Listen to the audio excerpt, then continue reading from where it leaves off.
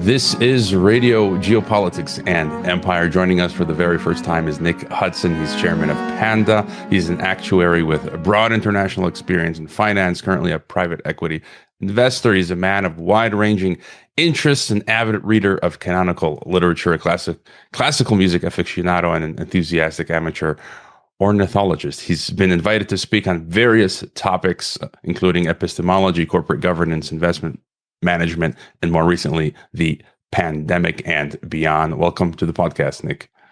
No, thanks very much. I hate those formal introductions, but I'll forgive you.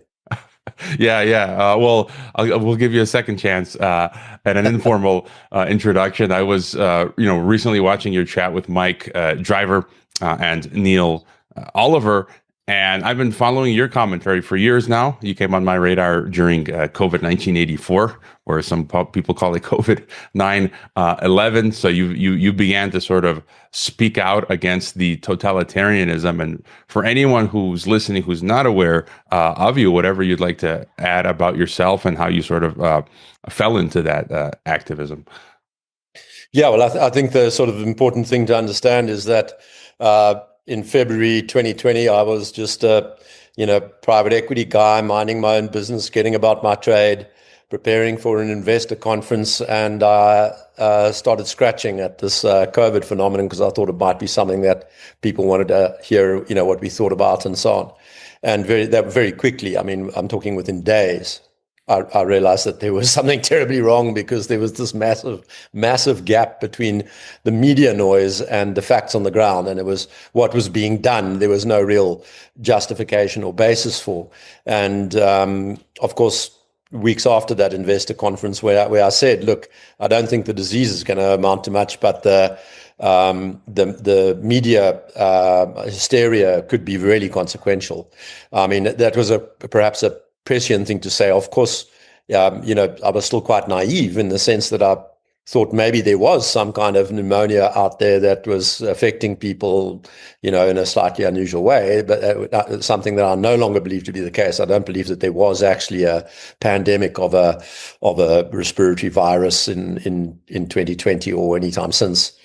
But there I was, kind of minding my business. I'd been exposed to a little bit of thinking around sort of the main conspiracies of history and so on. I'd been living in Manhattan during 9/11 and had engaged with, I had a lot of Eastern European friends who were immediately suspicious about that event.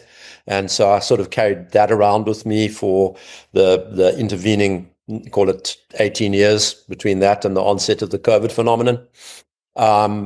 And I guess as a private equity person, a 20-year veteran of the private equity industry, I'm a professional skeptic. That's what you have to be. For people who don't know what private equity is, you're investing in businesses that are not listed on a stock exchange. And so there are no publicly available financial accounts for them or anything like that. And what that means is the person on the other side of the table has perfect information about what's going on, and you have almost none. And you start in that position of information asymmetry, and you have to resolve it. And one of the key features of anybody who's good at doing that is that they have to be kind of permanently skeptical and never get carried away with themselves or their own intelligence or their own confidence. And I think that positioned me well to set aside all the media noise and ferret out the hard facts as you could come by them. And in doing so, I became progressively aware that the entire COVID phenomenon was a scam. I mean, not just the vaccine or the lockdown or whatever, the whole story was a scam. And it took me, I think, a total of 9 months to do the thinking that got me to that point where I didn't believe any of it. Or at least I knew that all of it was false. Let's put it that way. It's not a question of not believing. By the October of 2020, I knew that it was all false. And then another year to get to the point of being able to explain why in public and deal with the various acts of censorship and suppression that I went on to encounter as a result of taking that position. I right off the bat in January of 2020, I was living in Kazakhstan at the time, and I had on the late Dr. Francis Boyle and an interview that went absolutely viral where we were already questioning the false flag nature, given his experience with the anthrax attacks, which were a false flag in 2001, to bring in basically a police state, right? And the WHO, he was saying, was corrupt. But we've had a few years for this to sort of age our analysis, the hindsight now. And if I could ask you maybe what you think it really was, I think we've got enough evidence that it was clearly something that was planned by dark forces for years, because we had countless. I mean, there's enough, as you mentioned, conspiracy stuff. We have mainstream sources to flesh all this out, where there were countless simulations of specifically coronavirus in China in 2019, in the US. And I said from March of 2020, I believed it was to bring in global algocracy, like a digitization of the planet. The pretext was, you got to scan the QR code now. You need a digital app, a digital passport. And, when they do something like this, it's not just, there are many variables on the agenda. What would you say for you? How would you sort of summarize what that event was, its purpose? Yeah. So first of all, it was entirely an act of information warfare. This whole debate between zoonotic origin or lab leak is complete nonsense. It was neither. There was no addition to the suite of pathogens that cause respiratory illnesses in some people. Nothing of that nature. And I have also great reservations about the general background story of virology and epidemics. I think they're largely, almost or entirely, a creature of manipulative elites. They're not real phenomena, much like climate change. And in fact, a traveling partner of climate change, in the sense that the ability to utilize fear of invisible things was cottoned on to. At the same time, they realized pathogens and molecules were ideal candidates for invoking fear. So it was there was no malicious virus making people sick. There was nothing for the vaccines to work against. There was no plausible mechanism of action for the vaccines in general, and this is also true of vaccines more broadly. So the whole thing was just a scam, an information warfare artifact. As to its purpose, I'm inclined to agree with you. These are this kind of event, it represents a way of softening populations up, getting them to accept the removal of rights, liberties, freedoms, the elimination of privacy, the ability of the state to surveil them, to determine where they can or can't go, what they may or may not do and say. And I think it's part of a general drift in the direction of, well, more than a drift, an objective in the direction of what is essentially a socialist situation with technocratic surveillance characteristics, and that the plan to bring such government about throughout the Western world, if not on a global scale, is a plan that's 100 years old and well documented. I don't need to explain the history, because it's already written down in well-researched, thoroughly referenced books that go to primary sources. And I would mention two very interesting ones. The first one would be Johan Ratiu's book, The Milner-Fabian Conspiracy, and the second one would be Carol Quigley's book, Tragedy and Hope, which is well summarized in another book, because that's itself is quite a tome.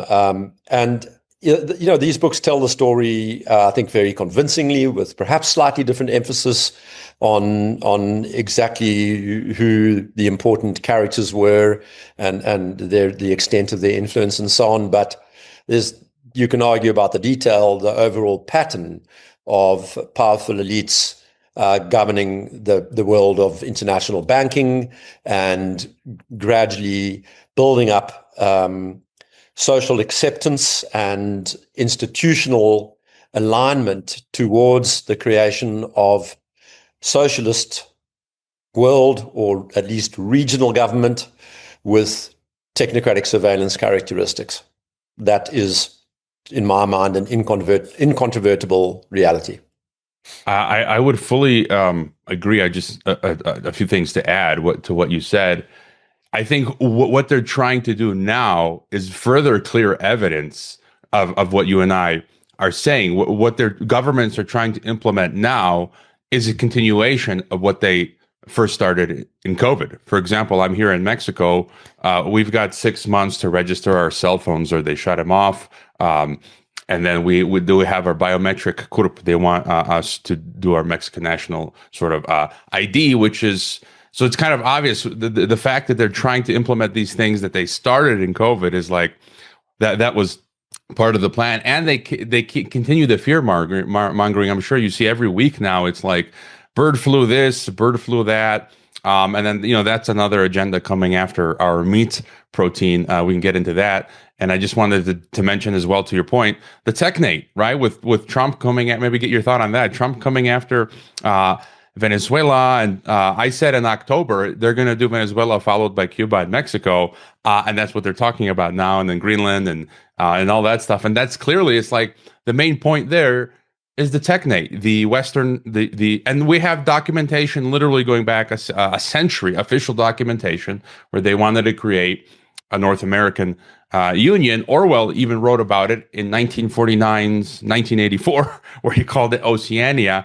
Do you have any thought on what's happening in Trump world? It just seems like they are rapidly, like they're behind schedule, and they got to form that region. There's already African Union. EU and von der Leyen just signed a deal with Mercosur, which is like the budding South African Union. So the EU is helping the South American.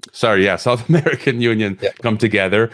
And Putin has, he's constantly alluding to a Eurasian union. So just any thoughts on what's been going on there?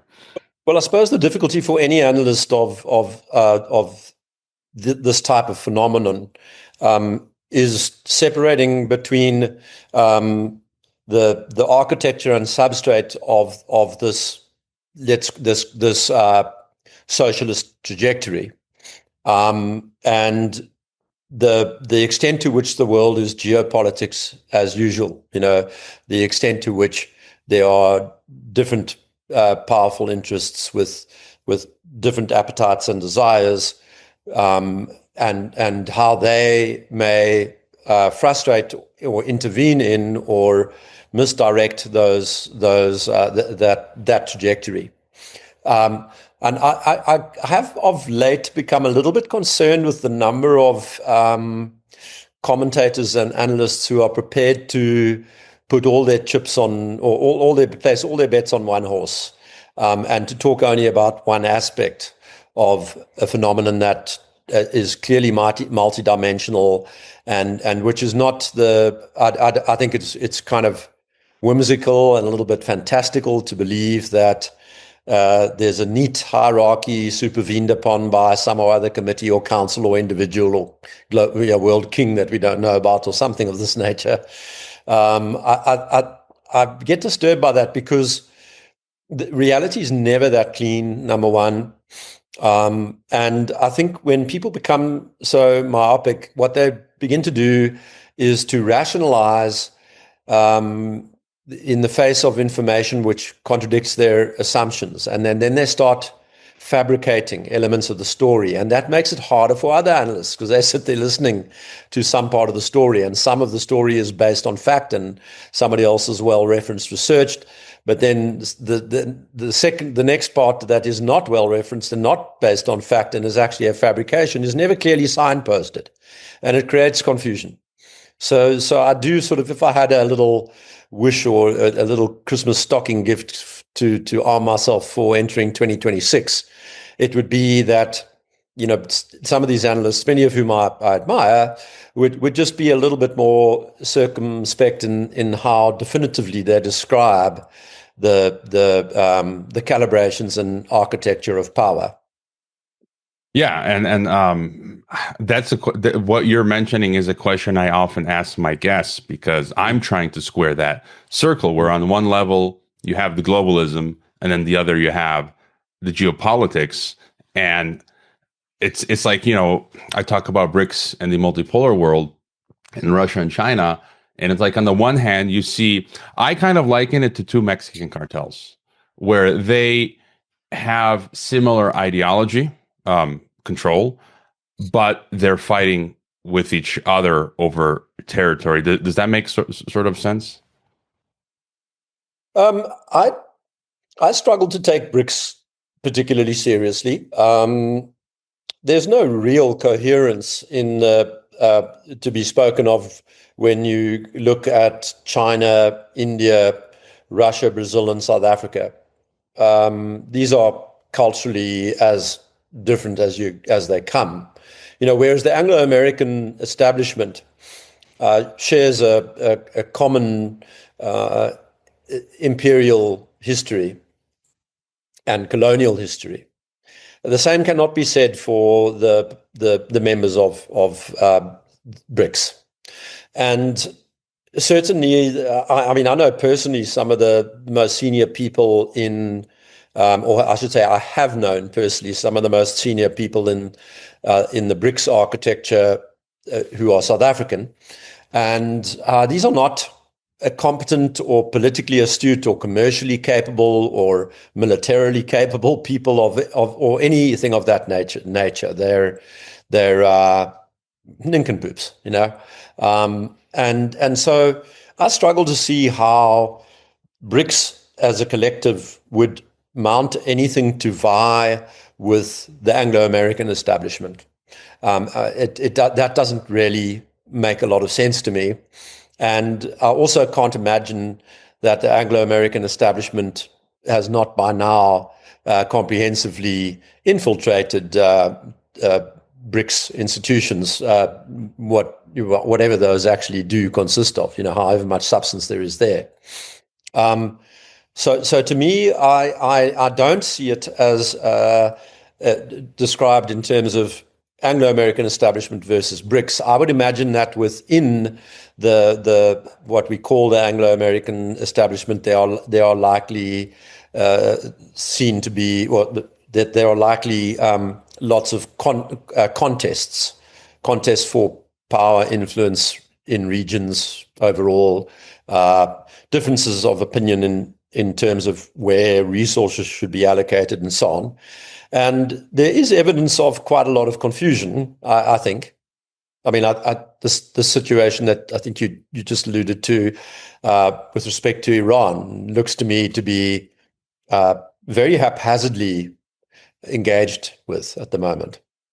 We just recently had that exercise where the US and Israel basically got a massive punch on the nose and had to back off. They lost.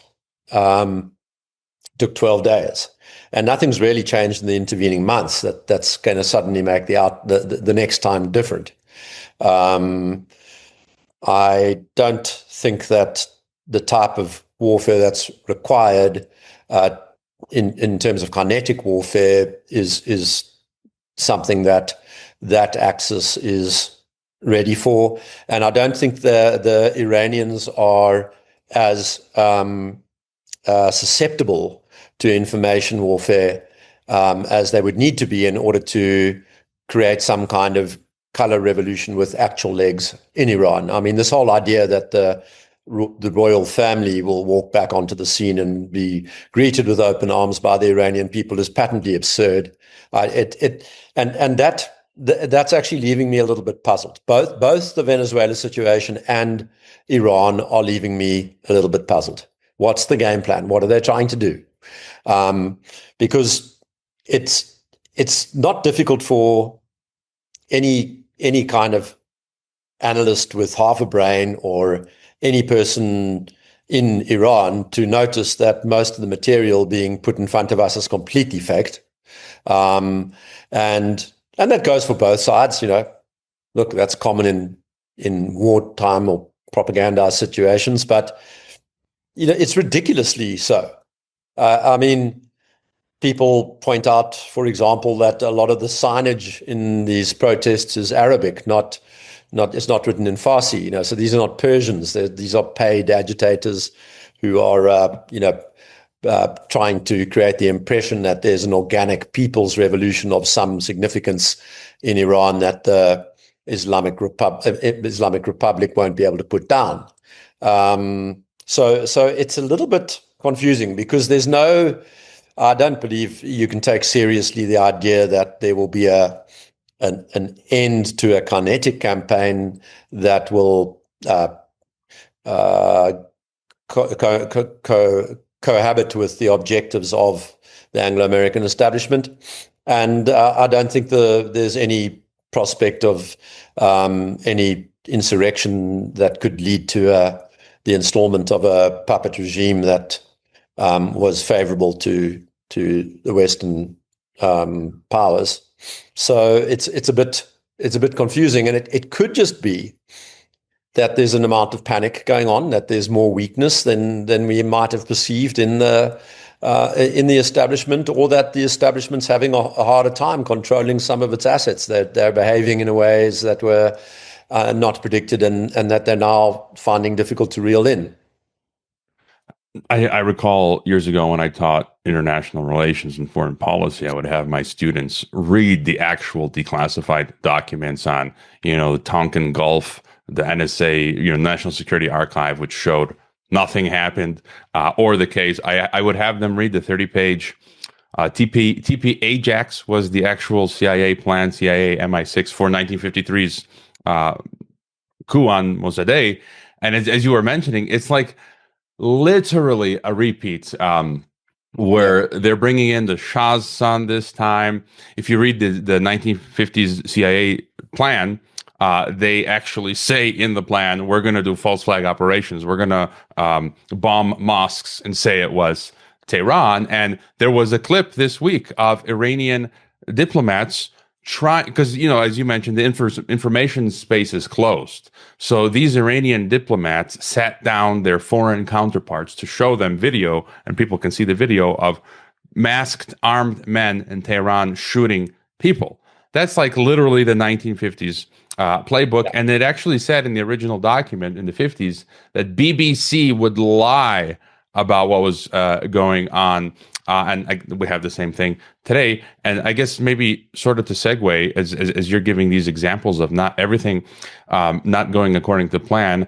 And I know you've chimed in on some of my recent podcasts. I think it was with David Hughes, and then the Malaysian scientist Matthew Mavak, whose novel I finished reading and really is excellent, called The Electric Reckoning, where he discusses all these things. And he says it's too complex. Eventually, this is all going to fall apart. So, we do see them in all, we saw it with COVID.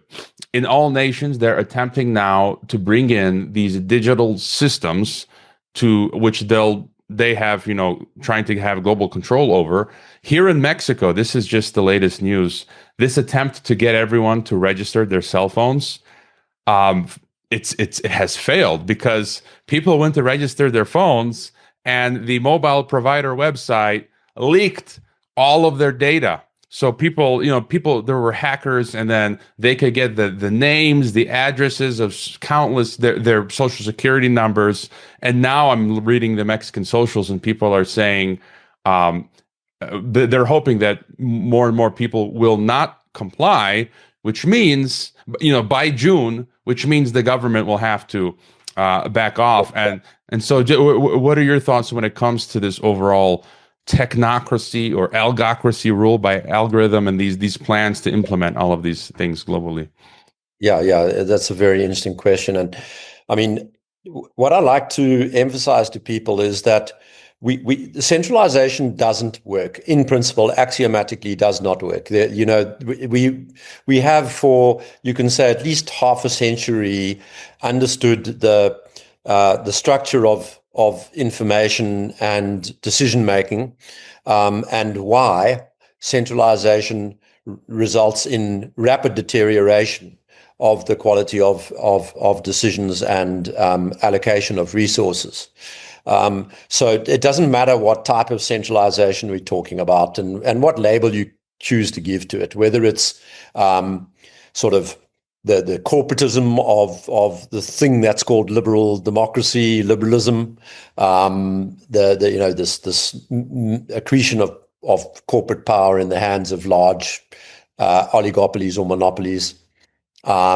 Whether it's that type of centralization or the centralization entailed by socialism, where the state owns a significant portion of the factors of production, or whether it's technocracy, where you have a different type of state supervening with more heavy utilization of digital assets and algorithms. Or any of the fantastical ones that have never been tried, like communism. The imaginary centralizations that can't be attempted because nobody's explained how to. They can't even get out the door. So whatever the form of centralization is, it's doomed to ultimate failure. And the downfall of any system that attempts this kind of highly centralized surveillance state kind of apparatus is certain. The question is whether the collateral damage caused in the process is significant and upon whom it falls, and also whether that collateral damage is not in fact part of the intention. And that goes to what's in the minds of the people who in the late 19th century and early 19th century started doing the hard yards of infiltrating the institutions of the West in order to inject socialist ideology into all of them, leading to the very rapid centralization of Western polities all over the Anglosphere and elsewhere, all over Western Europe, for example. And I think about that long and hard, and it's a little bit of an exercise in intuition, because it's hard to get into the mind of a Rothschild, a Rockefeller, Carnegie, a Warburg, and these are the wealthy financial sponsors of these trajectories, and of the institutions that are infiltrating and propelling the ideologies. And it's very hard to get into the mind of the apparatchiks, the Tony Blairs and the Bill Clintons and in times gone by, your Mandelsons and so on. You can't quite, put yourself into their heads, into their shoes, and think through whether there are these people who are fully aware that their plans will never work and that they will have extraordinarily destructive outcomes, or are they individuals of a kind who are prone to overly systematized thinking, who in the words of Ian McGilchrist, lean too heavily on the left hemisphere of their brains, and are therefore not capable of being sensible in the real world. And it might, of course, be, somebody should immediately be saying, but Nick, it could be a mix of the two. Well, of course, but we'd just like to try and sort of understand, are these people hell-bent on destroying? Do they know what I know about centralization, and von Hayek knew, and von Mises knew, and in this number of 20th century economists and political thinkers know? Do they know the same facts and understand the same principles, and yet continue in this direction because they have an animosity towards humans and they want there to be fewer of us?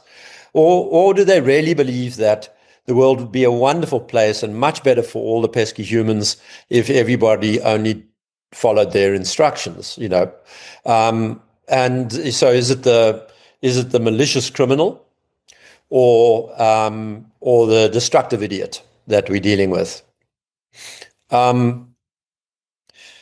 Sometimes I meet people where I can see that they really sincerely believe in large government and centralization, and they think that that's the cure to lots of problems. But I look at those people and I think they're the brainwashed consequences of these kind of Fabian trajectories. I don't think you can look at them and say, well, that's what Nelson Rockefeller or David Rockefeller was like, or that's what Tony Blair is like. I don't think you can make that assumption.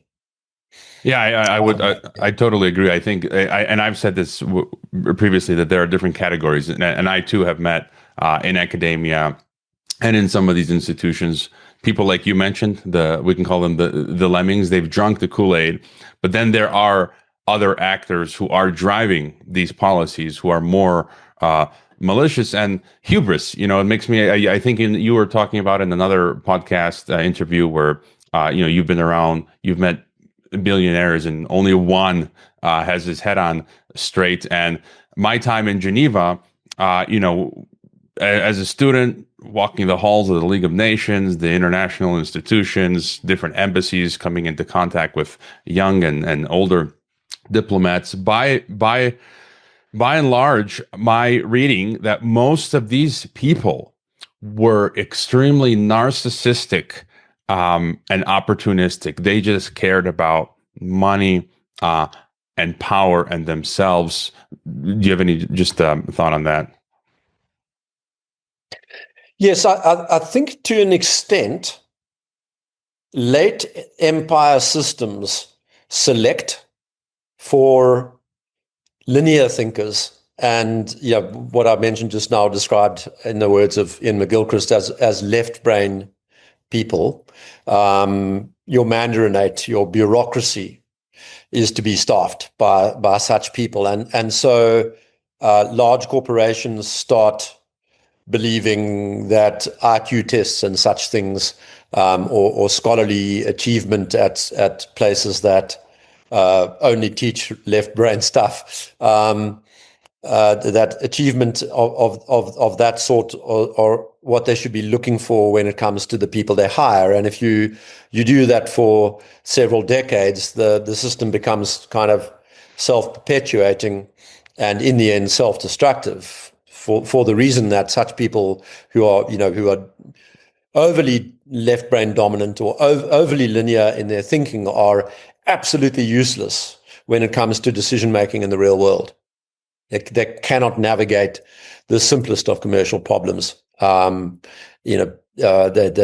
socially incompetent. They're commercially incompetent people, and I think a lot of those people have now been promoted into quite high office, both in corporations and in government circles, and so you probably encounter that those people who are applauded for their insanity and stupidity all the time, and who become quite narcissistic, right? They don't have to be billionaires to become like that, but then you add into that a person who's perhaps made his way in this world, where he's managed to behave nicely as a sort of petty billionaire, who's done the bidding of the oligarchs who are kind of supervening over his region or his industry or his political circles. So he's played nicely, and he's been allowed to become somewhat wealthy, and he's also been encouraged to cut himself off from the rest of the world. It will have been explained to him how he can go to a certain party to go and get a proper security detail put in place, and that security detail will insulate him, and he will set up a family office and maybe a foundation, and a whole raft of consultants will be sent his way, and those people will think in a certain way and encourage him to think in a certain way. And very quickly, I think those people become cut off from reality and disengaged from the mass of humanity, and their grasp of reality begins to degenerate or decohere. That is kind of how I would analyze it. So it's a set of comments with minor modification that can be applied to billionaires or to CEOs of listed corporations or to the heads of NGOs or to the leaders of mainstream political parties and editors of mainstream newspapers. They all suffer from the same phenomenon of being kind of clustered into a very recherche environment, an artificial ecology, where their touch points with the world are largely, what's the word, fabricated or in some way rarefied, so that they're no longer representative of the real world, and they can be rewarded and imagine that they're doing something gainful or beneficial for the world, when in fact they're parasitic and net destroyers of value in a comprehensive way. That last part of the message will never get through to them because they've found a way to live without being disciplined by market forces. So I'd agree with your thesis that ultimately centralization will fail any which way you cut it. I come at it from a Christian biblical worldview. In that worldview, ultimately, it fails. I've talked to researchers coming at it from a secular perspective, like the great Swedish Jacob Nordengard, who explains, Nordengard, for sure. yeah, that he gets it. Yeah, that this is what they're trying to do, as you mentioned, the centralization process. It's so anti-human, anti-God, anti-nature itself. Yeah. Like you have systems theory, there are too many inputs, and at some point, it all collapses. And I just use silly examples of like, my computer is 5 years old now, my desktop, the Microsoft Windows system, the mobile, like everything needs maintenance, and it just continues to fall apart. So I guess my question is, what do you think will be the consequences, as you alluded to earlier, the fallout, because you had Soviet Union still existed, was it, I in many ways, I could see Soviet Union as sort of one of the beta tests for this technocracy, and then European Union was a subsequent one. And there was articles about 15-minute cities in Russia, in Soviet Union, but that lasted for many decades. In the 1930s, totalitarianism, some of those lasted for 10 years. What are your thoughts? So on the one hand, it seems you're optimistic they're not going to succeed. So we're going to have some breathing room. We're not going to be living under total tyranny, but they might destroy economies. We might be impoverished. What are your sort of thoughts on the fallout here? Yeah. So first, let me say I agree with your analysis. I mean, the Russian Revolution, I think, was an Anglo-American establishment project. I've yet to read what's his name, the New York Times guy, Richard Poe's book, how the British invented communism and blamed it on the Jews. But I believe that's a book worth reading. And but even without having read it, I think there's plenty of evidence that the Bolshevik Revolution had not just Anglo-American support, but had its roots in that establishment, and that indeed the 70 years that the people of Russia and the other countries in the Union suffered under socialism was a sort of an ill-fated attempt to implement centralization. And to a large extent, I think what's happened is equal idiots have been persuaded that this time is different because of the advent of information systems and things like automation and artificial intelligence, as they mislabel it. They're persuaded that now we have better tools and we'll be able to get it right this time. But then there's no amount of information or quantity of algorithms that can make centralization work. There is no such number. It's not like there's a magical situation that you need in order to marshal complexity. You cannot do it. So the failure is certain for that reason. And what do I think the collateral damage will be? Well, the problem is that the ability of distributed systems to fill voids is something that people routinely underestimate. I think it was a major factor in the COVID phenomenon. I think that the economic destruction that was expected didn't actually come about. Now, I'm not saying that the lockdowns were not destructive. Of course they were. But all over the world, economies and communities adapted and reacted in a dazzling array of very diverse ways to ameliorate the situation that they confronted. And I think that the power brokers of the establishment were not expecting things to go that way. And the same would happen if they try to, for example, create a fledgling technocracy in Ukraine or in Gaza, which seems to be part of the plan. Those will founder very quickly, and they will discover what goes wrong when you try to run economies by directing, controlling, and allocating. I mean, you just made me think of a few examples. So during COVID, many of the large supermarkets here in Mexico, Walmart, there's a local Mexican supermarket that sells mostly fresh produce. They demanded you wear the mask, and I absolutely refused. And if I just walked another 5-10 minutes further, there are a bunch of the usual famous Mexican corner stores, tienditas, who didn't care, and I could get my stuff there. So it's kind of like an example of a distributed system. Or right now, where they're forcing us to register our identity with the Mexican mobile providers on the socials, everyone's like, "Don't do it. We're all just going to get international eSIMs."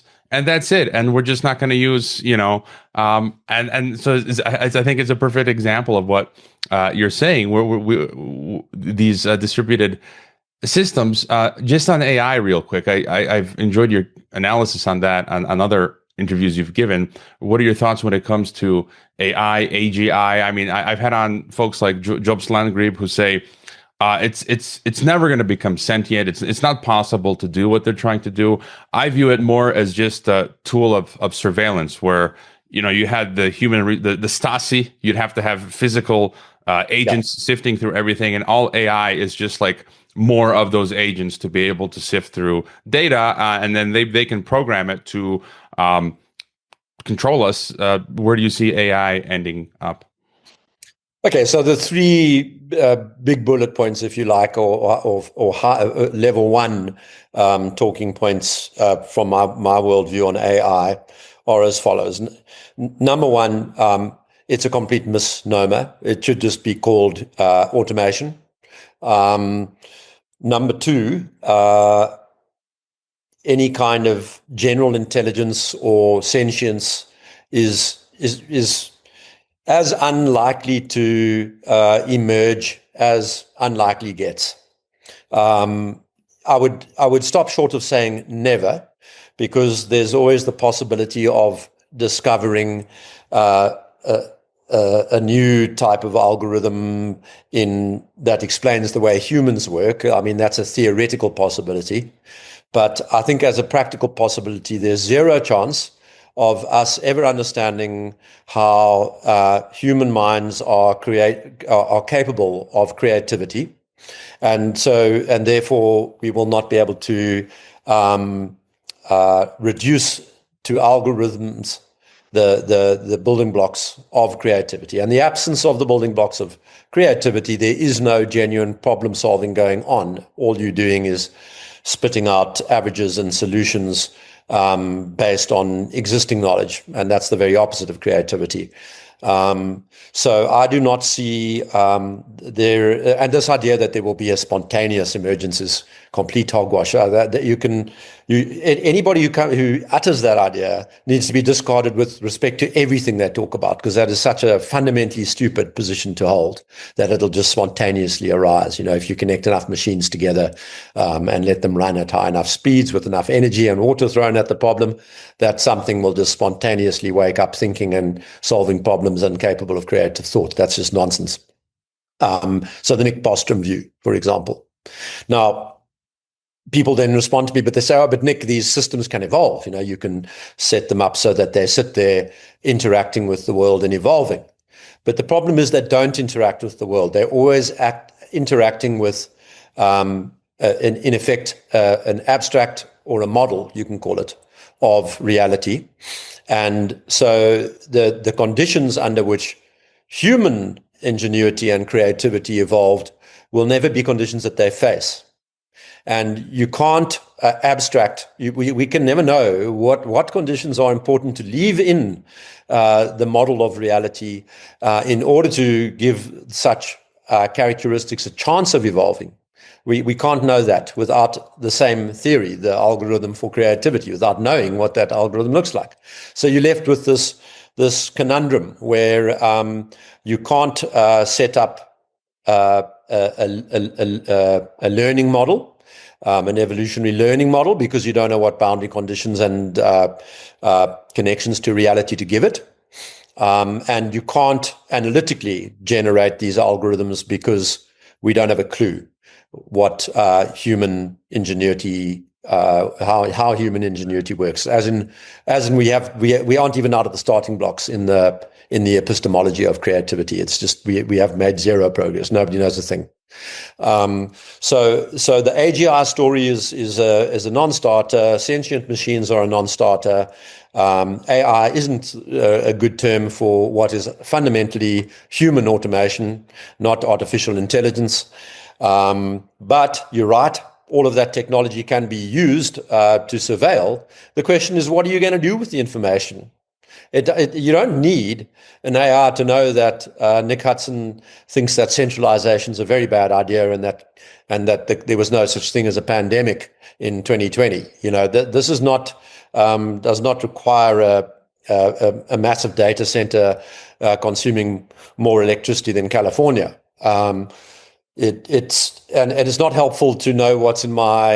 It doesn't add to an understanding of Nick Hudson to know what's in my grocery trolley, or what reading material I consume today, what I got up to with my children or my wife or whatever. Whatever invasion of privacy is not going to add so much information that they'll be able to predict my behavior or control my thoughts. I think that's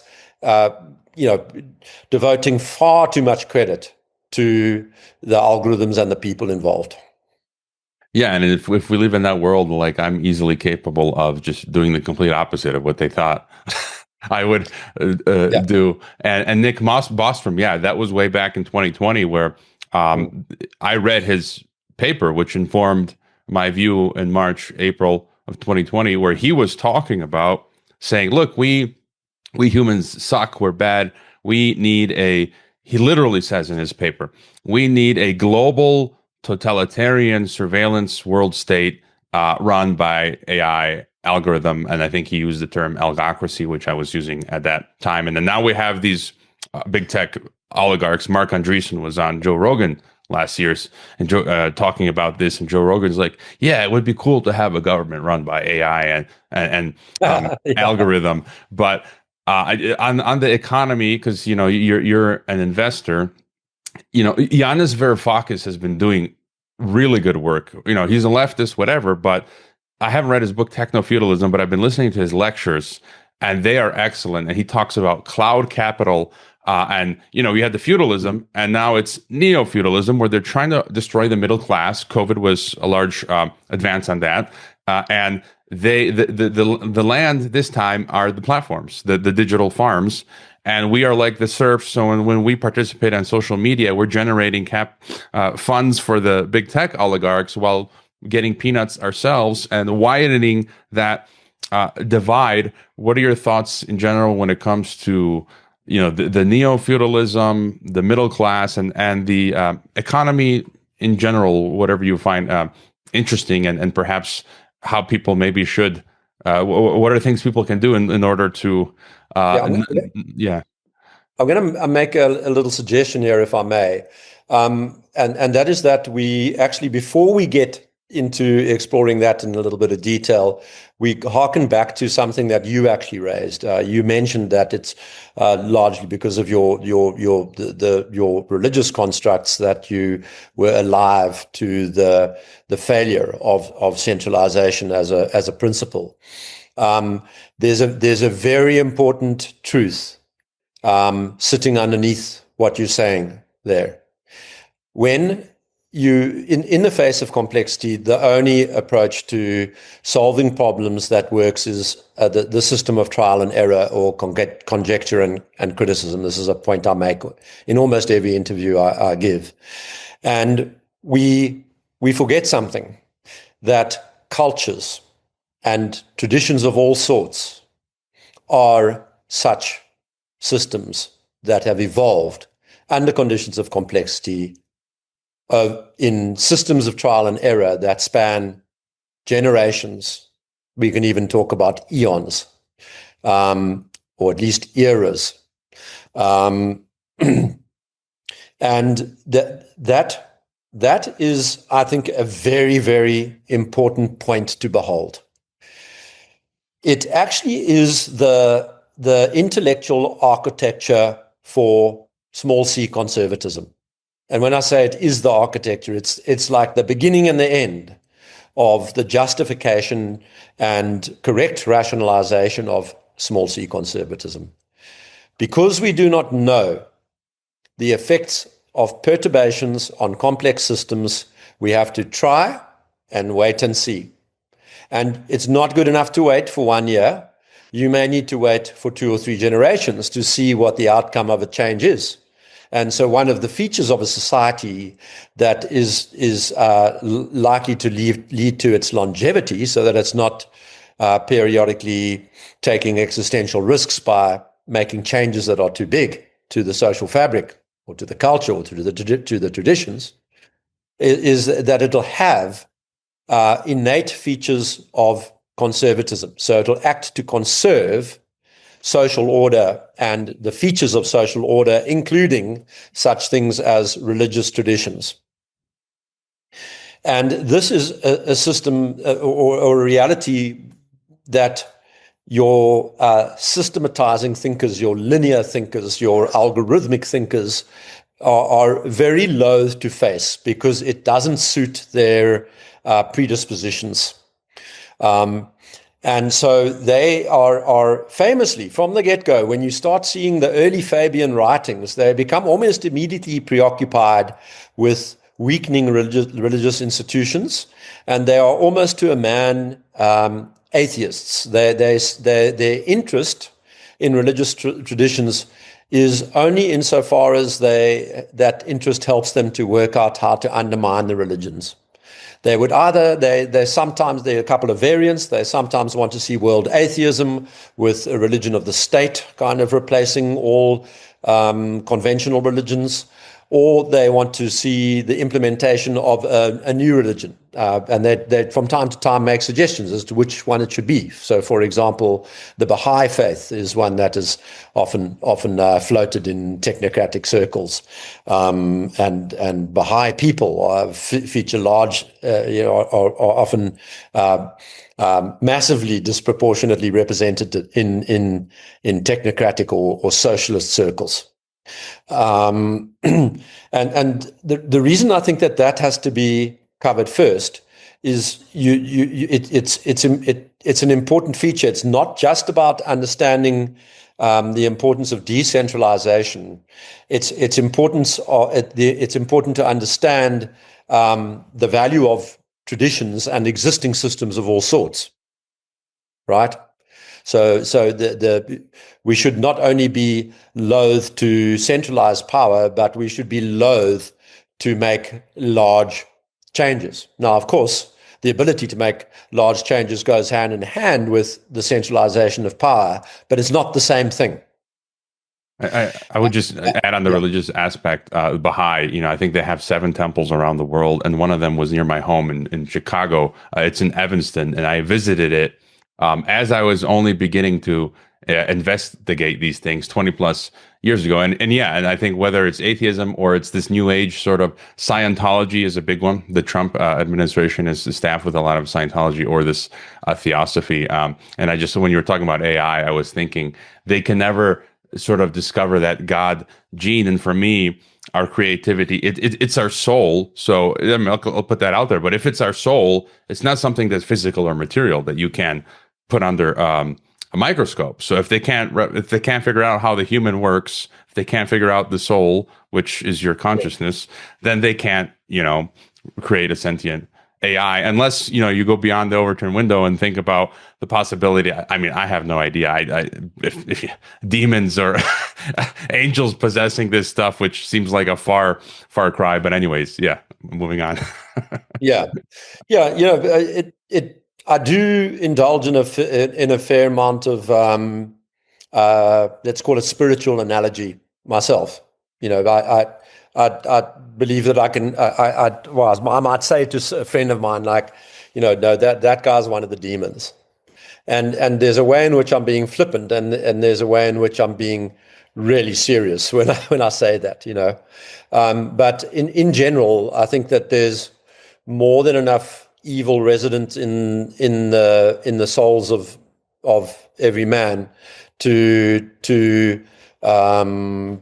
explain the phenomena that we confront, the patent evil that we confront, and so I would go along with your description, and not merely in the form of an analogy. I wouldn't regard it as sort of just a way of a shorthand for describing reality. I would go further and say, no, I'm happy to take that as literally the case, that you can't decompose a soul or analyze a soul by its constituent parts.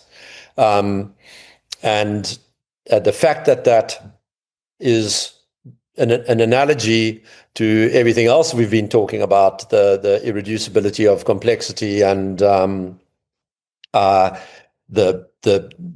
woeful stupidity of people who believe that they can solve problems in complex domains if only they had more data or faster computers. That kind of stupidity is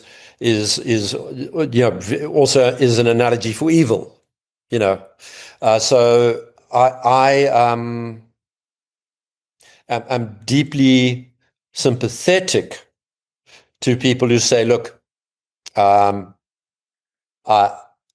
we need to find our way back to our old faiths, and there's this kind of desire to turn clocks back, I think, is actually not crazy, and is unfortunately probably valid.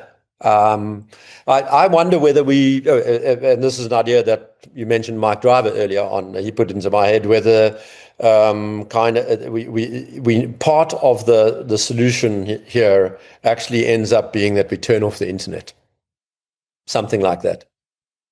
I always joke, I'm praying for a category 5 solar storm. Yeah. Of course, all sorts of systems would be massively impacted, and but I think in the same way that you saw quick responses to COVID, people would very rapidly replace those electronic systems with the old manual ones, which used to work with somewhat less efficiency. Because the centralization has brought with it such an overhead of inefficiency, and that overhead is what in part it's what goes to paying for these projects that would be used to enslave us, right?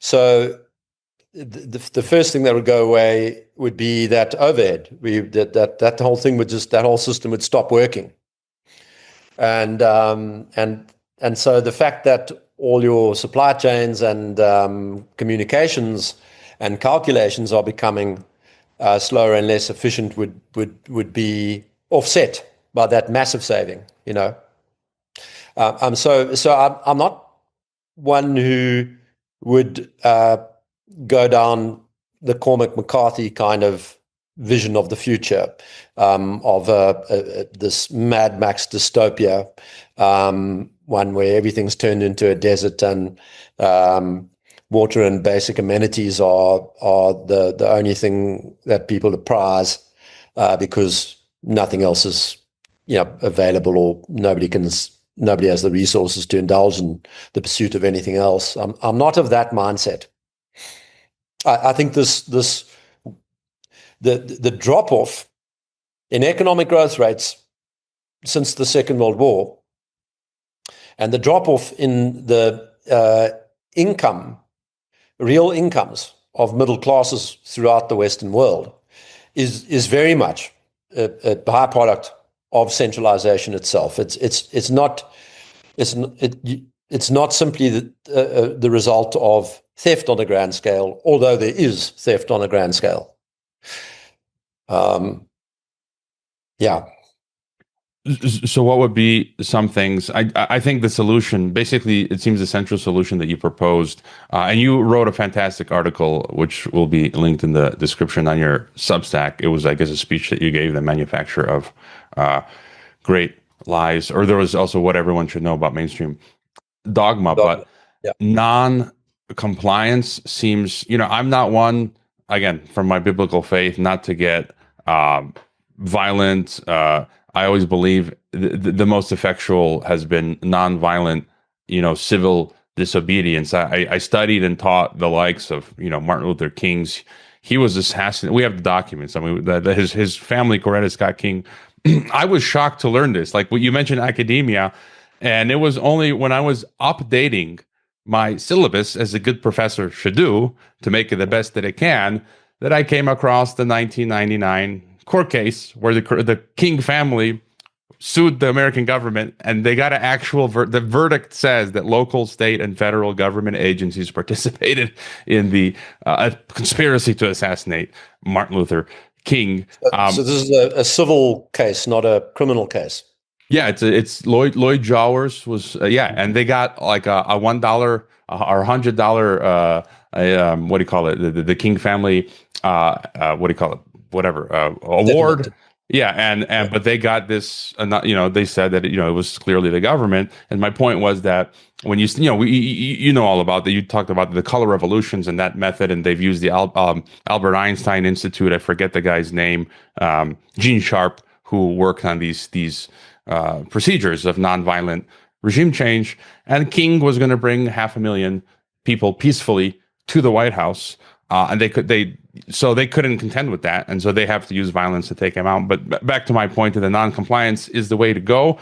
So, any thoughts on how to slow down this machine, so to speak, as well as any tips on how to survive? It just seems, the whole great taking stuff, and it just seems the most logical is do what you can with what you got, where you're at, and have as many real assets as possible, gold, silver, whatever you need, a hardware, computer, house, properties. And I think one of the most important is having a human social network.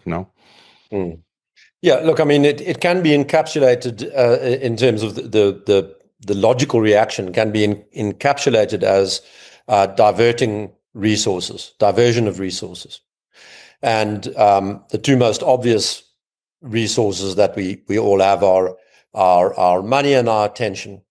And of the two, by far, the more important one is our attention.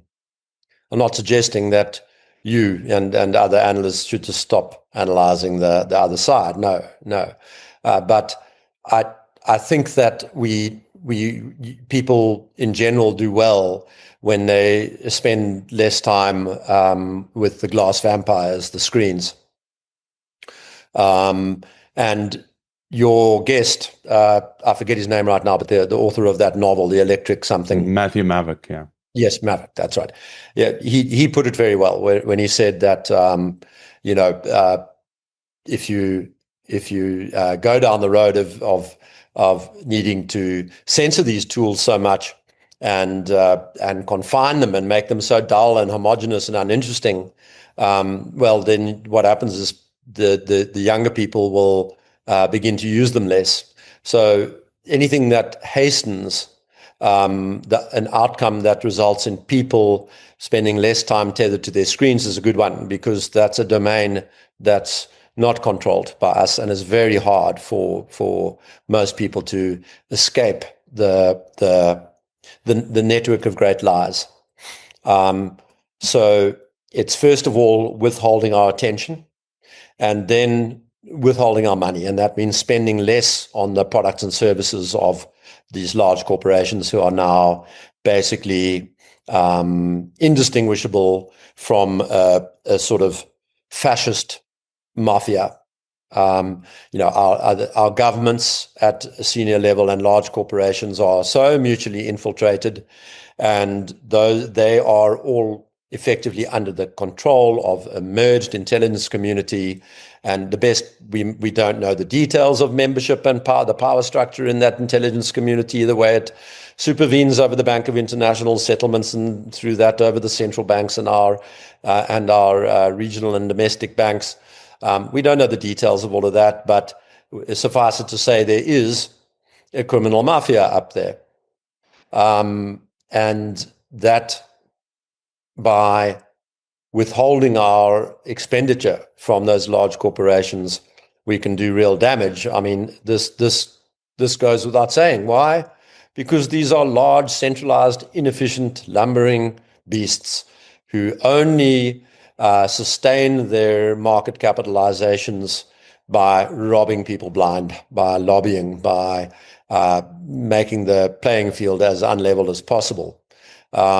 So I don't think it is that difficult to deliver mortal wounds to some of these entities. And I think the process of the delivery of such mortal wounds is already underway as their products become less and less interesting for people. I mean, Twitter for me is now almost a dead platform, X, because Musk has tried to present to the world that he freed X or Twitter from censorship, but that's completely false. He still complies fully with the European Union's censorship diktats. And what that's resulted in is a degree of algorithmic echo boxing and siloing that has now made engagement on that platform very flat and uninteresting. And so I find myself just not that inclined to go and have my debates there. And what am I doing? Spending a whole lot more time on the telephone, talking to people and arranging meetings when I'm in their cities and that kind of thing. And thinking of ways to influence local communities and because we're all members of communities on multiple dimensions, and people have kind of, they sell themselves short in terms of the influence that they can have. I think it was I spoke earlier about how the Fabian Society undermined religious institutions. It's very easy also to see to read the history of how the Fabian Society or Fabianism undermined our educational institutions. But beyond that, there's a whole range of community networks and organizations that have been progressively undermined for decades, and deliberately so. And it's quite funny, actually, Niall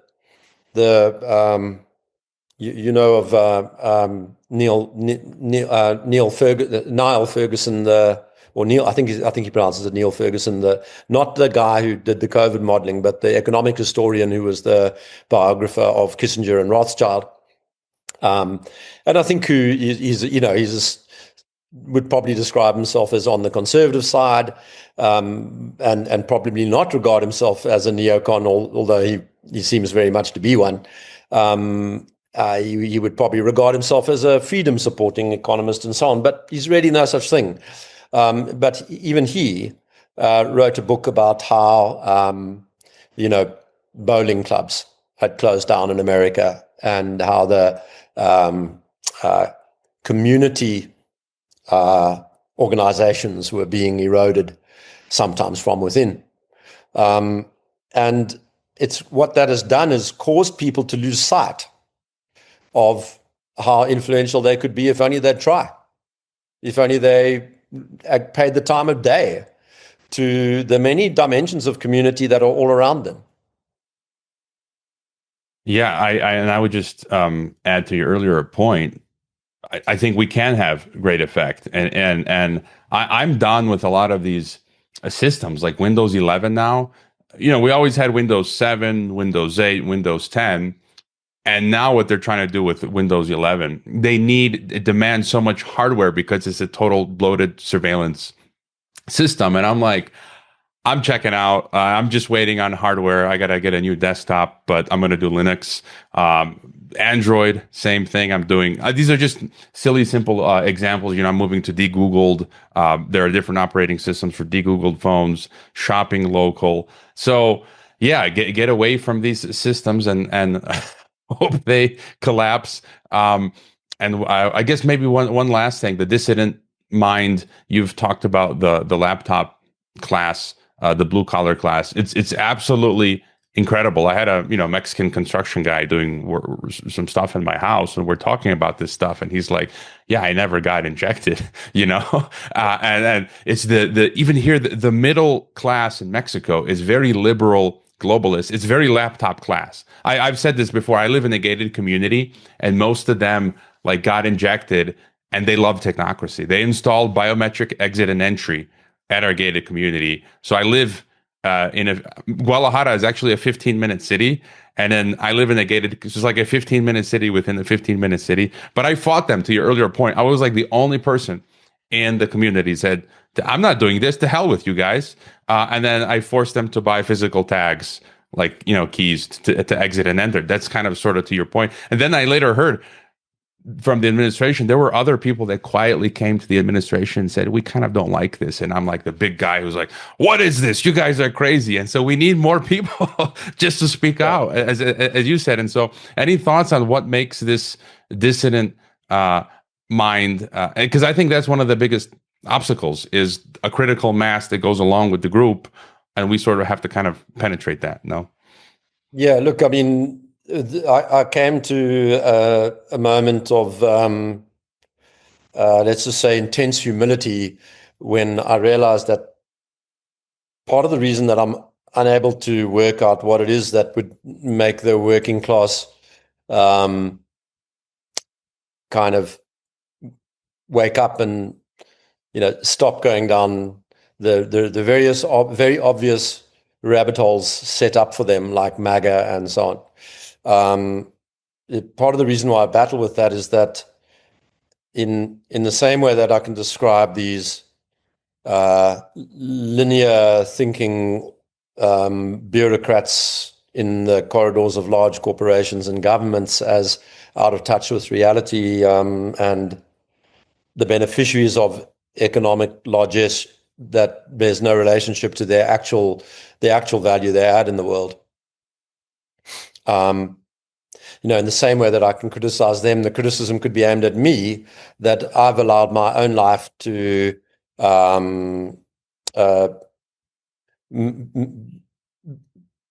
be overly oriented towards a certain social stratum and a certain nature of engagement with fellow human beings. I think I'm a lot better than a lot of my peers, the guys who are at university with me or at school with me and so on. But I have made a mistake, and I need to do something to correct that. And so I must plead ignorance, really, on what it will take to get all those wonderful people, because I saw them as well. In that interview you mentioned, or the discussion you mentioned with Mike Driver, he gave the example of the roofers in the UK. And I think I've often spoken about the nature of conversation I had with Uber drivers in South Africa, and my analysis of hospital nurses, which was from direct conversation with many of them in South African hospital nurses, and who also only had to be really forced by employers to be injected. They knew that what was being done to them was harmful. So that's a sort of 2026 project is to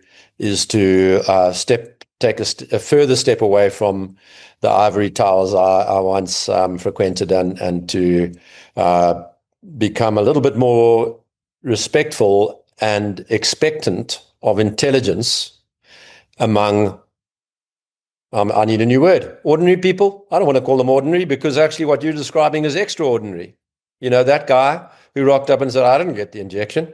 Well, he just dodged the biggest propaganda exercise ever conducted in the history of mankind, which university professors and corporate CEOs and all sorts of highly educated people fell for, proving in the process their ultimate stupidity. So we've got to think of new words. I don't like working class. And I don't like ordinary people, and I don't like normie, and I don't like, what's the word that I use for this person who navigated the world far better than people who had far greater resources and far greater access to information and so on. A lot of my thinking this year is going to be directed down such avenues because I think it's a promising kind of direction. Then also setting example, when I stand here saying there's so many dimensions of community that we ignore. Well, stop ignoring them. That means setting a better example along all those dimensions. And it's not just about not taking a shot, right? It's also about your behavior with respect to things that are local rather than towards bowing down at the altar of things that are big. All right, we've covered a lot. Is there any, and I'd agree with you, and I would also say sometimes I have to correct myself. Sometimes I get angry, impatient, or want to, even in my mind, insult some of our laptop class neighbors and friends, and I think that's not the way. The Christian principle, loving your enemy and doing good in your neighborhood, even with my technocrat neighbors. Because maybe that that you can you can help them see the light eventually. Is there any other thing we haven't mentioned you think that is important, or a final thought? No, I think we've covered a hell of a lot of ground. It's been a very interesting conversation, and I'm very glad we managed to connect. Happily do it again. I think this is going to be a very interesting year, and these two scenarios in Iran and Venezuela, I think, are going to yield a lot of understanding for people like ourselves over the coming weeks and months. And I think it's important to continue engaging with people who come at these problems from different perspectives. I had a wonderful exercise of engaging in a debate a week or two ago with, let's say, a person more steeped in conventional geopolitics, a woman by the name of Susan Kokinder, who works for an organization. She volunteers for an organization called Promethean Action, which is a spin-off of LaRouche. And these are people who tell the story of how Trump is actually, their perspective is that he is actually an anti-establishment character and firing broadsides at the city of London, left, right, and centre, and so on. To my mind, to my ear, that all sounds like hopium, copium, and a little bit more than my read of geopolitics and world history can absorb. But you can go and look it up if you want. It was on Crypto Richard's program. We had the most wonderful conversation. I learned a lot in the process. I didn't come out agreeing with her on every score, but I certainly benefited from the interaction. And I would hope that she felt the same way. It's good to interact with people who at a kind of deeply ethical and personal level perceive similar problems to you, but who explain the problems and discuss the potential solutions in very divergent ways. I've had a number of the LaRouche Promethean folks on the podcast, and I say I just can't get down with their thesis. It's a bit QAnonish. I don't know, but your links are in the description, but the main places seem to be, of course, pandata.org. X, you're still active somewhat there, and your Substack, right? Are those the best places or anywhere else? Yeah. PANDA.org is now more of a sort of resource recording the previous 5 years. And so most of my activity is on Substack and X under the handle Nick Hudson CT, NICKHUDSON CT for Cape Town. And so to the extent that I do engage on global platforms, it mainly happens there. The rest of it is on other people's platforms like your good self. Well, thanks for coming on the podcast, and I look forward to a future chat. Yeah, that's been wonderful. Thank you very much. And thank you very much for a delightful series of programs. I've very much enjoyed listening to a number of your interviews. So thank you too.